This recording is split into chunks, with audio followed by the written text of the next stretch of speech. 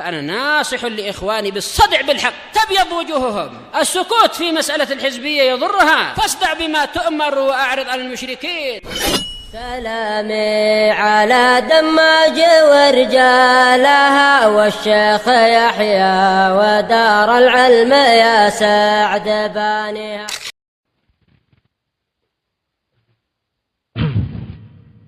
Bismillahirrahmanirrahim.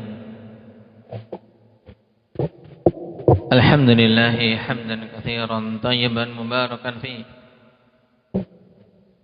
kama yuhibbu rabbuna wa yardah.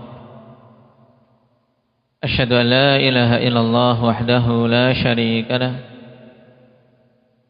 wa asyhadu anna Muhammadan abduhu wa rasuluh sallallahu alaihi wa ala alihi wa ashabihi wa man tabi'ahum bi ihsanin ila yaumiddin. Amma ba'd.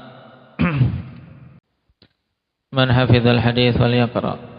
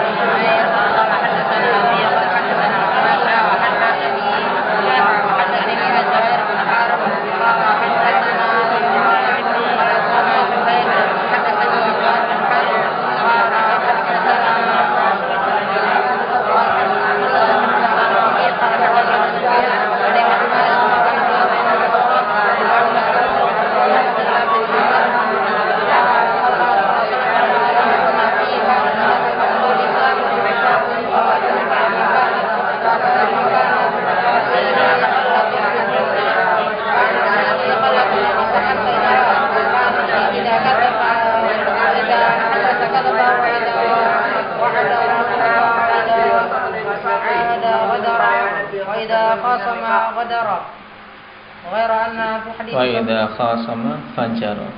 خاصم فجر غير أن في حديث سفيان وإن كانت منهن خلصة منهن. Naam, barakallahu fiikum. Kita masuk pada hadis berikutnya karena masih berkaitan tentang alamatun nifaq. Jika pembahasan hampir sama. Kalau pada pembahasan sebelumnya sahabi hadis siapa? Indak ya putra Abdullah ibn Amr bin al-As radhiyallahu anhuma. Hadis muttafaqun alaih. Nah, disebutkan 4 tanda-tanda kemunafikan. Indak ya Abdullah kum.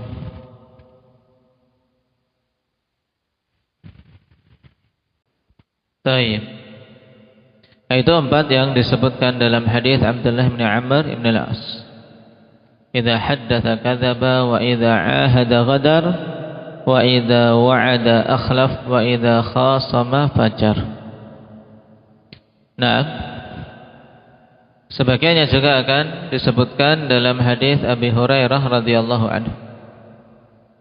Yang akan kita baca ini. Baik.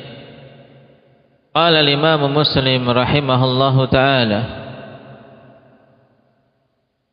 Haddatsana Yahya ibn Ayyub al-Maqabiri al-Baghdadi thiqatun 'abid wa Qutaibah ibn Sa'id, beliau juga telah kita lewati seorang thiqah. Wal lafdhu li Yahya qala, keduanya mengatakan haddatsana Ismail ibn Ja'far Ibni Abi Katsir al-Ansari.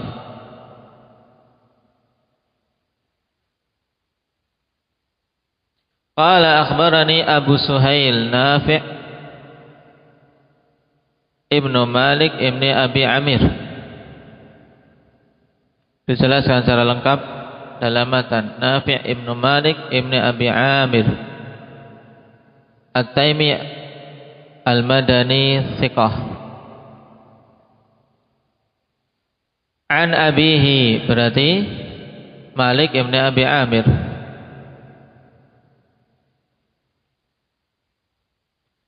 Kakek dari Malik ibn Anas, ikhwan. Jadi hubungan Malik ibn Abi Amir Al-Asbahi, asalnya dari Yaman, kabilah Yaman ini Al-Asbahi.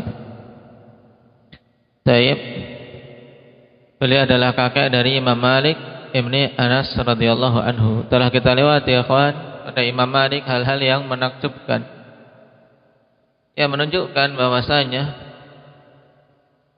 ketika Allah Subhanahu wa taala menghendaki sesuatu, ya mesti terjadi. Tidak ada sesuatu yang tidak mungkin bagi Allah Subhanahu wa taala. Imam Malik asalnya Yaman. Kemudian beliau menjadi imam di Madinah. Imam dari hijrah, kan tapi madhab beliau dipakai mayoritasnya di mana? Di Maghrib. Madhab Imam Malik taib menjadi madhab pokok ikhwan di Maghrib.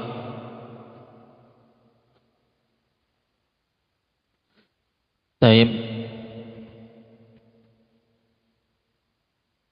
seorang thiqah.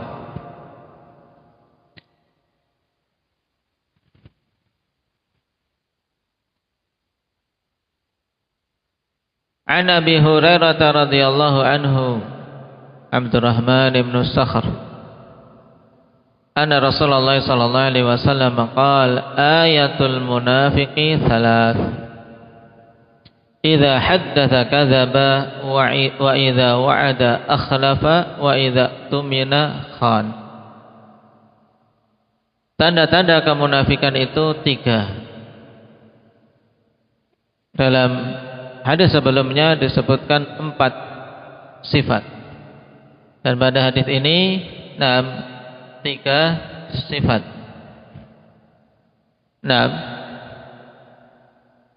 Dan penyebutan 3 ikhwan tidak dimaksudkan untuk hasr, untuk membatasi. Makanya makna ayatul munafiqi salas kita bawa kepada di antara tanda-tanda munafik itu 3. Kenapa? Karena telah diterangkan dalam riwayat setelahnya, ikhwan kita baca sekalian untuk memperjelas bahwasanya di situ yang dimaksud adalah min alamatil munafik. Di antara tanda-tanda kemunafikan itu salasah. Qala haddatsana Abu Bakar ibn Ishaq As-Saghani thiqah. Qala akhbarana Ibnu Abi Maryam Al-Jumahi Al-Misri thiqatun thabtun faqih. Qala akhbarana Muhammad bin Ja'far. Siapa Muhammad bin Ja'far ini gelarnya? Muhammad ibn Ja'far. Indak ya Iqbal.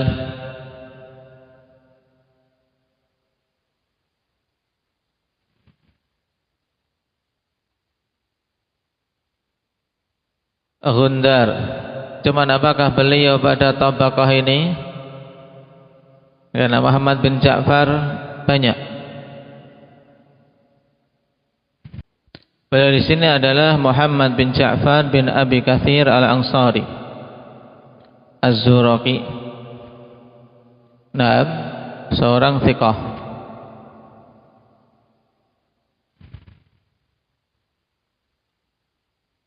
Qala akhbarani Al-Ala ibn Abdurrahman ibn Ya'qub.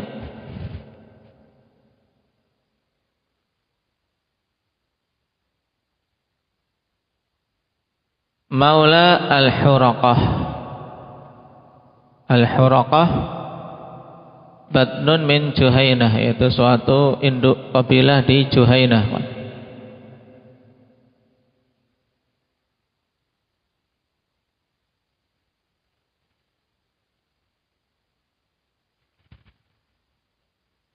An abihi, yaitu Abdurrahman ibn Ya'qub, an Abi Hurairah radhiyallahu anhu qala Rasulullah sallallahu alaihi wasallam min alamatil munafiqi thalathah, idza haddatsa kadzaba wa idza wa'ada akhlafa wa idza tumina khan. lafadznya sama ikhwan, cuman pada awal ada tambahan faidah min tab'idiyah. Makanya ketika menghafal yang seperti ini ikhwan, ambil riwayat pertama, kemudian wa fi riwayatin min alamatil munafiqi thalatha. Karena ini faedah penting, menunjukkan bahwasanya 3 tanda yang disebutkan dalam hadis tersebut tidak dimaksudkan hasr, yaitu pembatasan, bahwasanya hanya 3 itu saja alamat munafik. Nah, yang pertama, idza haddatsa kadzab, telah kita lewati. Maknanya apa ini? Idza haddatsa kadzaba. Salman, apabila dia berbicara, dia berdusta. Nah, dan ini sangat jelas, kedustaan merupakan alamah ahli nifaq. Maka jauhi sejauh mungkin kedustaan, akhwan. Dalam kondisi apapun, walaupun seorang menyangka ketika dia mau berdusta bisa menyelamatkan, tapi yakinlah bahwasanya pada kejujuranlah keselamatan itu. Kisah Ka'ab bin Malik akhwani fillah sebagai ibrah yang paling jelas tentang bagaimana kejujuran itu menjadi sebab keselamatan. Ketika Ka'ab bin Malik tidak mengikuti perang Tabuk, dia berada di Madinah dalam kondisi tidak memiliki uzur. Setelah Rasulullah SAW kembali, mereka-mereka yang tidak ikut perang, datang kepada Rasul SAW untuk menyampaikan uzurnya. Termasuk orang-orang munafikin. Orang-orang munafikin, mereka orang-orang yang lihai dalam menyusun tutur kata. Kenapa? Karena tidak peduli dengan kedustaan, sehingga membuat-buat uzur. Dan Nabi SAW menghukumi sebagaimana zahirnya. Sehingga diterima oleh Nabi SAW uzur yang mereka ungkapkan. Tapi hakikatnya diserahkan pada Allah Subhanahu wa taala. Adapun Ka'ab bin Malik seorang memiliki iman. Saat itu bergejolak antara mau berdusta atau mau jujur. Terjadi pertentangan dalam diri beliau. Cuman Allah Subhanahu wa taala masih memberikan taufik kepada beliau radhiyallahu anhu. Sehingga memilih untuk bersikap jujur. Karena kalau toh dia mampu untuk menyusun kalimat dan yakin Nabi akan menerimanya. Kenapa? Karena Ka'ab bin Malik diberi kemampuan untuk bertutur kata yang baik, menyusun kalimat yang bagus, beliau mampu. Sehingga Nabi ridha, Nabi tidak marah. Akan tapi dia yakin Allah Subhanahu wa taala Maha mengetahui dan akan memberitahu Rasulnya bahwasanya Ka'ab telah berdusta. Karena memang Ka'ab tidak memiliki uzur saat itu. Akhirnya beliau memilih kejujuran dengan semua konsekuensinya. Dia pilih kejujuran sehingga Nabi SAW pun bersama para sahabat menghajar beliau. Tentunya ujian berat saat itu. Tapi setelah ujian tersebut Allah Subhanahu wa taala berikan berita gembira dengan diterimanya taubat. Hasil yang bagus. Bahkan kisah taubatnya itu termaktub dalam Al-Qur'an. Bagaimana Allah Subhanahu wa taala berikan taubat kepada Ka'ab bin Malik dan 2 temannya. Berbeda dengan orang-orang munafikin yang memilih untuk selamat dari kemarahan sebentar di dunia, tapi mengorbankan kemurkaan Allah Subhanahu wa taala di akhirat. Maka hati-hati akhwan, seorang mau berdusta bagaimanapun, nah, dia mungkin selamat di dunia, iya, dengan kedustaannya selamat, tapi semuanya tercatat di sisi Allah Subhanahu wa taala. Nah, jadi jangan seorang terkecoh oleh bujuk rayu syaitan dengan bermudah-mudahan untuk berdusta. Tidak ada yang namanya kedustaan itu menyelamatkan, ikhwan. Nah, kedustaan itu menyengsarakan. Dan satu kedustaan ketika seorang tidak bertobat akan mendorong untuk kedustaan berikutnya. Nah, dan itu sangat jelas. Kenapa? Innal kadhiba yahdi ilal fujur. Kedustaan itu mengantarkan kepada kefajiran terus. Nah, wa idza wa'ada akhlaf. Dan apabila dia berjanji, dia mengingkari. Taib. Sifat kedua ini ada tidak di dalam hadis sebelumnya? Indak ya Tariq? Ada. Dan pada masalah ini akhwani fillah yang dicela wa idza wa'ada akhlaf, bukan maksudnya seorang yang berjanji di awal perjanjian dia memang betul-betul mau menepatinya, akhwan, tapi kemudian ada halangan atau ada hal lain yang menjadikan dia mengingkari janjinya. Misalnya dia berjanji akan membelikan temannya bakso, tapi kemudian uangnya hilang atau uangnya sudah habis, tidak jadi berikan bakso, dia mengingkari janjinya.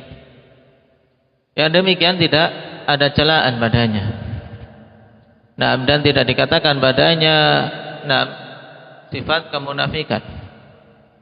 Taib. Kenapa akhwani fillah? Karena pada masalah ini yang diinginkan adalah ketika dia berjanji dan memang sejak awal dia menjanjikan itu, dia meniatkan dalam dirinya untuk apa? Untuk mengingkarinya. Makanya para ulama katakan pada hadis Abi Hurairah ini, idza haddatsa kadzaba wa idza wa'ada akhlafa wa idza tumina khan. Kenapa disebutkan dari sekian banyak sifat-sifat orang munafik tiga ini? Karena apa? Untuk menyebutkan secara menyeluruh bahwasanya kemunafikan itu sifat-sifatnya akhwan mencakup perkataan, perbuatan maupun apa? Maupun niatan. Jadi tiga sifat ini akhwan yang merupakan tanda kemunafikan, padanya terkumpul tanda kemunafikan yang kembali kepada qaul, perkataan, yaitu idza haddatsa kadzab. Kemudian yang kembali kepada niatan, wa idza wa'ada akhlaf. Jika dia berjanji, dia mengingkari. Memang sejak awal dia berjanji, dia mau mengingkari. Inilah yang merupakan sifat ahlin nifaq. Jadi tidak ada niatan sejak awal untuk menepati janji tersebut. Seorang hutang, akhwan. Saya berhutang, saya akan kembalikan sebulan. Janji mau kembalikan sebulan, tapi dalam dirinya tidak ada. Tidak ada itu. Karena niatannya tidak mau mengembalikan. Yang penting dapat hutangan dan dia tidak akan memenuhi janjinya itu. Nah, inilah yang dicela akhwan, dan merupakan sifat ahli nifaq. Adapun seorang menjanjikan 1 bulan mau melunasi, dan dia memang niat untuk melunasi dalam 1 bulan itu, tapi qaddarallahu wa ma syaa fa'al. Dalam 1 bulan belum ada kemudahan dari Allah atau ada halangan sehingga dia belum bisa melunasinya, maka tidak dikatakan baginya ahlun nifaq. Dan di situ Allah Subhanahu wa taala masih berikan dorongan kepada yang menghutangi untuk memberikan tangguh atau memaafkan. Taib. Makanya pada wa idza wa'ada akhlaf ini dikatakan oleh para ulama contoh dari sifat ahli nifaq yang kembali kepada apa? Pada niatan.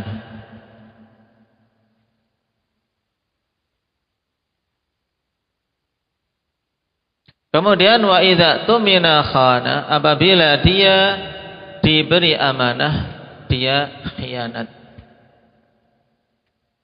Nah, ketika diberi amanah dia khianat.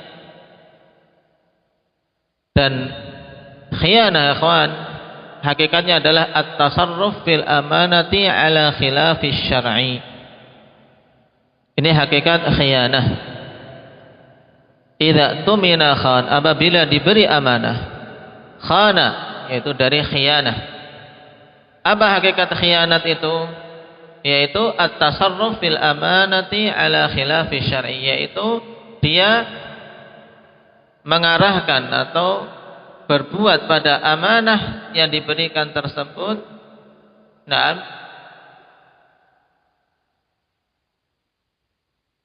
yang menyelisihi syariat, atau dengan perbuatan yang menyelisihi syariat. Dia diberi amanah dengan suatu amanah pekerjaan, tapi dia khianati dengan tidak menunaikan amanah tersebut, melakukan hal yang menyelisih syariat padanya.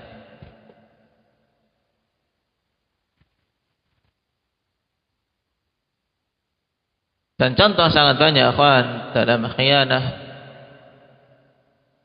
terhadap suatu amanah yang diberikan. Seorang suami dia diberi amanah untuk mengarahkan keluarganya, istrinya pertama kali ketika dia melangsungkan akad nikah, mendapatkan amanah menjadi pemimpin dalam rumah tangga. Ar-rijalu qawwamuna 'alan nisa. Di antara tugas qawwamun 'alan nisa yaitu apa? Karena para wanita itu tercipta dari tulang rusuk yang bengkok, maka butuh qawwam yang berusaha untuk meluruskannya, untuk meluruskan tulang rusuk yang bengkok itu. Tidak boleh dibiarkan bengkok terus. Cuman dengan cara yang jangan sampai membuatnya patah. Karena tulang rusuk bengkok ikhwan, ketika seorang meluruskan dengan paksa ya patah. Sehingga butuh cara pelan-pelan dengan cara yang hikmah. Maka ketika seorang suami yang diberi amanah untuk itu ternyata malah menjadikan semakin bengkok, ini khianah. Kenapa? Karena tasarruf fil amanah ala khilafi syar'. Tayyib.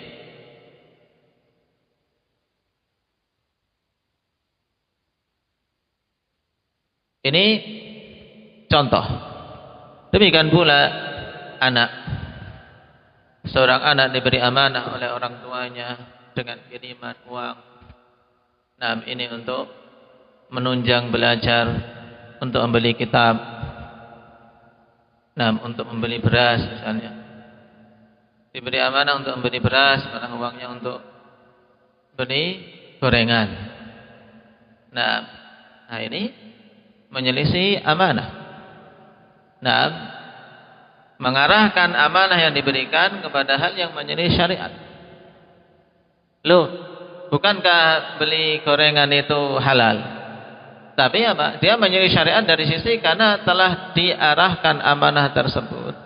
Harta itu telah ditetapkan oleh pemberi amanah untuk suatu perkara. Beli kitab, ya belikan kitab.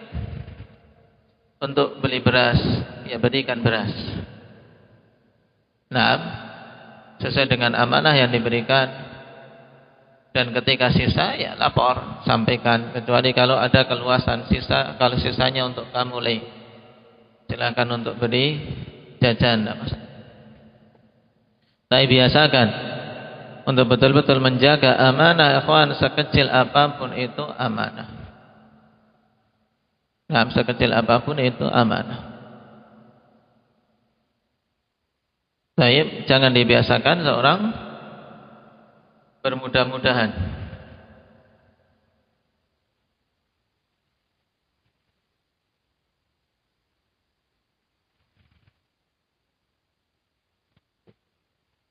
Dan untuk sifat yang ketiga ini, idza tumina khan, ini untuk contoh dari apa? Dari sifat ahli nifaq yang kembali kepada fi'il, kepada perbuatan. Sehingga tiga ini ikhwan, pada tiga tanda dari tanda-tanda kemunafikan yang disebutkan dalam hadis Abi Hurairah radhiyallahu anhu. Nah, para ulama mengatakan hikmah kenapa kok dikhususkan penyebutan tiga ini, padahal sifat-sifat ahli nifaq itu banyak. Dikarenakan tiga ini mewakili semua sifat-sifat kemunafikan. Idza haddatsa kadzaba, mewakili sifat kemunafikan yang kembali kepada qaul. Wa idza wa'ada akhlaf, mewakili sifat kemunafikan yang kembalinya pada niatan. Dan wa idza tumina khana, ini mewakili sifat kemunafikan yang kembali pada apa? Pada perbuatan.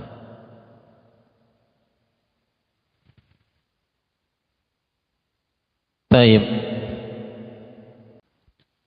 Kita ambil riwayat yang ketiga. Qala al-Imam Muslim rahimahullah, Hadatsana Uqbah ibn Muqram al-Ammi. Kita baru ketemu pertama kali di sini, Uqbah ibn Muqram, Abu Abdul Malik al-Hafidh al-Basri. Naam, seorang thiqah.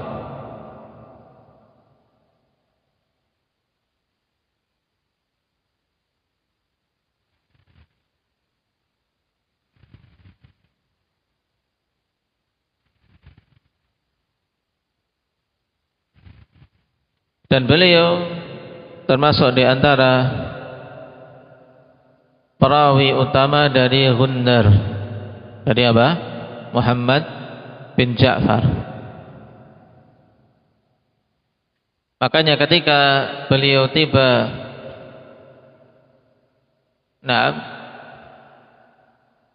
dari Basrah, ikhwan, dikatakan oleh Fadl ibn Zakaria, sami'tu Abu Abdullah, yaitu Imam Ahmad,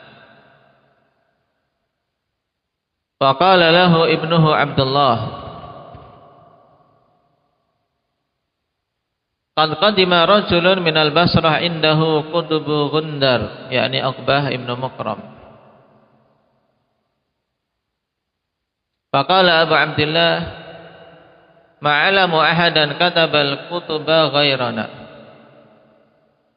akhadna min aliyin yakni ibn al-Madini kutubah, fakana intikhaban, fa akhadna kutub asy-syaikhi fa kunna nansakhuha. Wa qala Abu Dawud, Uqbah ibn Muqram thiqah min thiqatin nas, fauqa Bundar fi thiqati indi. Bahkan Imam Abu Dawud mengatakan Uqbah bin Muqram itu thiqah, yaitu thiqah kuadrat. Yaitu sangat thiqah. Bukan sekali saja thiqahnya, thiqah. Dan di atas Bundar.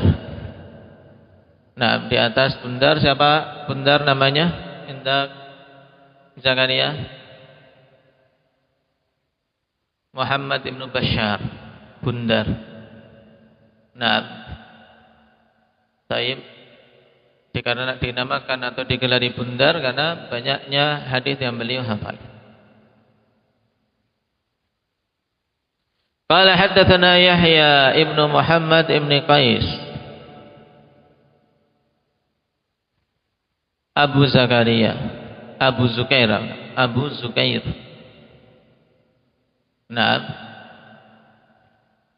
saduqun yukhti'u katsiran. Nah, sebab inilah dibawakan oleh Imam Muslim dalam mutaba'at. Tidak dijadikan sebagai riwayat utama. Kenapa? Karena ada Yahya bin Muhammad bin Qais ini, seorang saduq yukhti'u katsiran. Saduq diterima hadisnya, akhwan. Hadisnya hasan. Penjelasan yukhti'u katsiran, banyak mengalami kesalahan, ini sebagai apa? Sebagai peringatan kalau dia memiliki penyelisihan, menunjukkan itu kesalahan dia. Ketika menyelisih riwayat-riwayat thiqah, menunjukkan berarti itu hal-hal yang dia riwayatkan yang menyelisihi, yang keliru. Qala sami'tu al-Ala ibn Abdurrahman. Al-Ala ibn Abdurrahman. Naam. Yuhadditsu bihadzal isnad, telah kita lewati dia. Wa qala ayatul munafiqi salas, sama. Kemudian akhwan, ada penambahan di sini, wa in shama wa shalla wa za'ama annahu muslim. Ayat kemunafikan untuk 3, yaitu yang disebutkan di depan. Nah, apa saja yang 3 itu, Umar? Ayat tanda-tanda kemunafikan. Jika berkata, apabila berkata apa? Dusta. Apabila yang kedua, apabila dia berjanji, maka dia apa? Di saat berjanjinya saja sudah berniat mengingkari. Kemudian yang ketiga,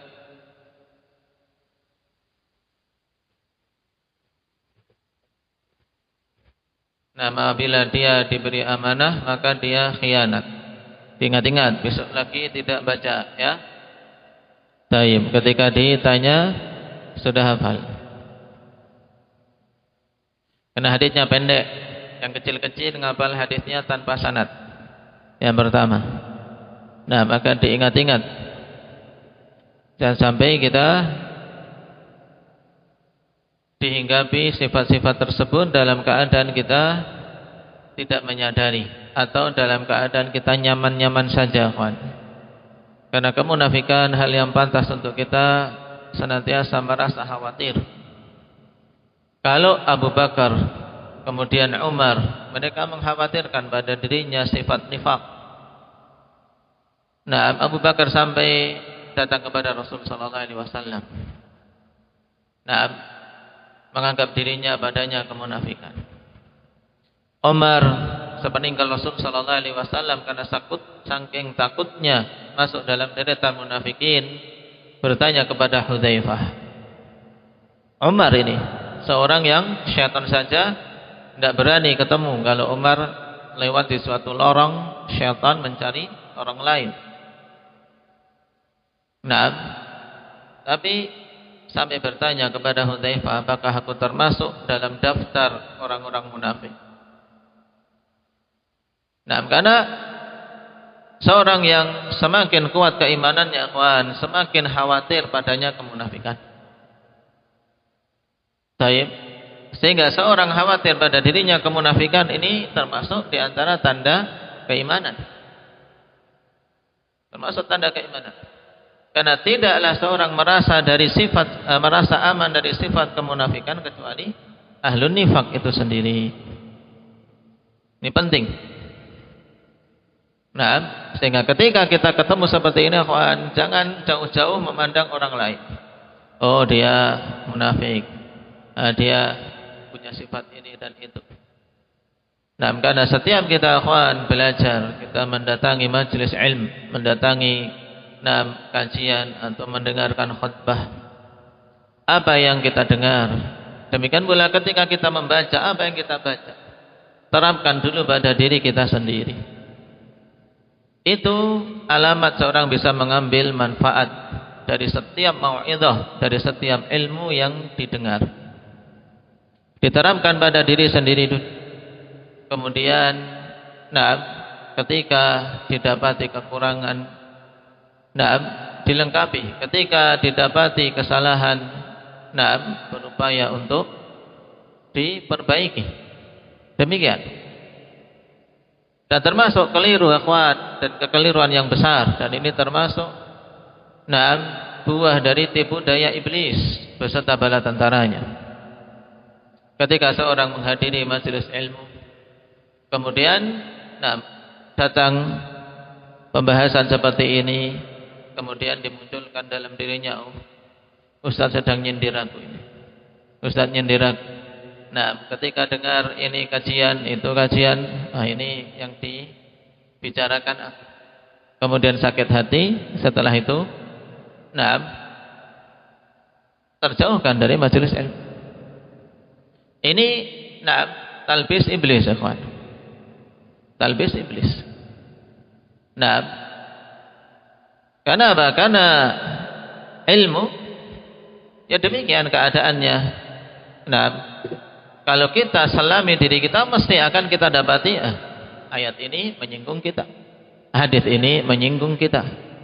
Cuman ambil sisi positif, bersikap yang positif. Oh, ini menyinggungku, alhamdulillah. Jadi ingat. Wadzakir fa inna dzikra tanfa'ul mu'minin. Beri peringatan karena sesungguhnya peringatan itu bermanfaat bagi kaum mukminin. Kalau demikian keadaannya, seorang akan bisa mengambil kemanfaatan dari majelis ilmu. Tapi kalau dia menuruti was-was dari syaitan, dzan-dzan yang dimunculkan oleh syaitan, dia akan terjauhkan dari ilmu. Akan terjauhkan dari ilmu. Dibacakan misalnya ayat munafik, tanda-tanda munafik. Ini sedang apa? Sedang membicarakan aku. Misalnya. Kemudian sakit hati ini. Kita sedang mempelajari ilmu. Kita semua akhwan dalam mempelajari ilmu pertama kali untuk menghilangkan kejahilan dari diri kita, memperbaiki kesalahan-kesalahan yang ada pada diri kita. Itu pertama kali. Mutakallim maupun mustami', baik yang berbicara maupun yang mendengarkan. Karena itulah fungsinya kita membaca ayat-ayat Allah Subhanahu wa taala dan membaca hadis-hadis Rasulullah sallallahu alaihi wasallam.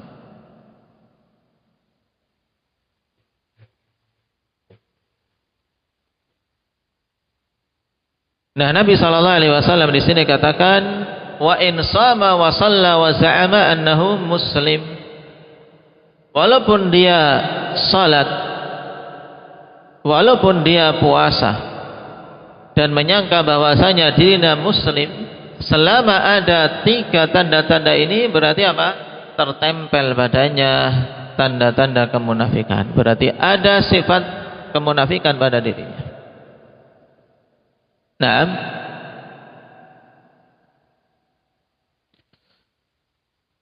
Sehingga walaupun dia berpegang dengan amalan-amalan zahir, salat, kelihatannya salat, puasa, dia ikut bersama dengan kaum muslimin yang berpuasa.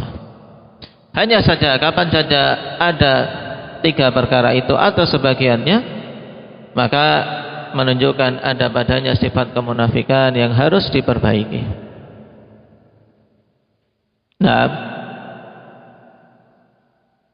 Berarti pada keislamannya ada cacat yang butuh untuk diperbaiki, butuh untuk seseorang memperbagusnya dengan menghilangkan sifat-sifat tersebut.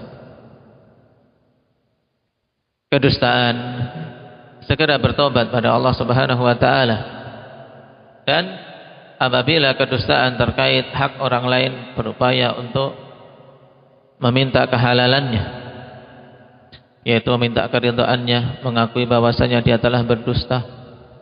Apabila berkhianat, maka dia mengembalikan apa yang telah dia khianati, kalau berupa uang atau hal yang lain yang memungkinkan untuk dikembalikan dan merugikan orang lain. Kalau berjanji, maka dia meminta uzur kepada orang yang dia beri janji, dan seterusnya. Qala wa haddatsani Abu Nasr At-Tammar. Al-Kushairi thiqatun abid. Wa Abdul A'la ibn Hammad,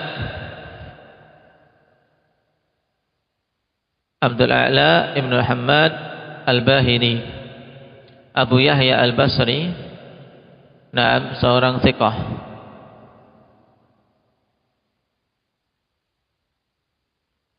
Termasuk rijal Bukhari Muslim.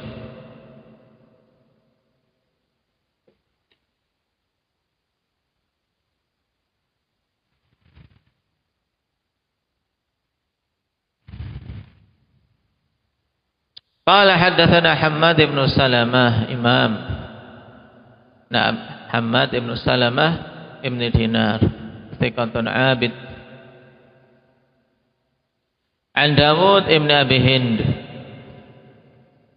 Nah, Dawud ibn Abi Hind, nah, namanya Abu Hind ini Dinar ibn Udzafir, thiqatun mutqin. Cuman di akhir kehidupannya kana yahim. Nah, kana yahimu bi akhirih. Nah, beliau mengalami kekeliruan di akhir kehidupannya karena ketuaan. Nah, termasuk dari Huffadzil Basriyin, tokoh penghafal hadis dari ulama-ulama Basrah.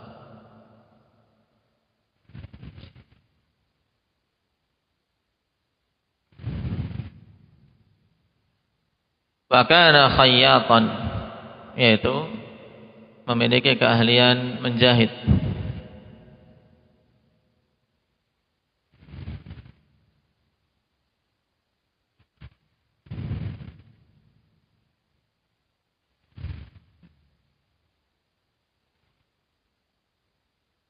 An Sa'id bin Musayyib, jelas, nam sayyidut tabi'in, termasuk di antara fuqaha sab'ah. Nah, siapa masih ingat fuqaha sab'ah? Tapi yang belum setor faidnya, Rifki? Sudah? Badri? Nah, di antara fuqaha sab'ah kum.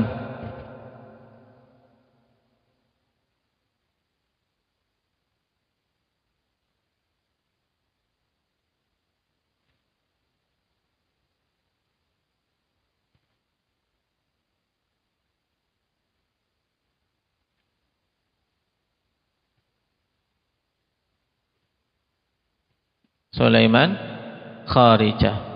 Naam, taib. Siapa lagi yang belum? Syukran. Idza qila man fil ilmi sam'atu amhurin maqalatuhum laysat 'anil haqqi kharijah. Fakuluhum Ubaidullah Urwatu Qasimun Sa'idun Abu Bakrin Sulaiman Kharijah. Nah, ini fuqaha sab'ah, di antaranya Sa'idun, yaitu Sa'id ibn al-Musayyib.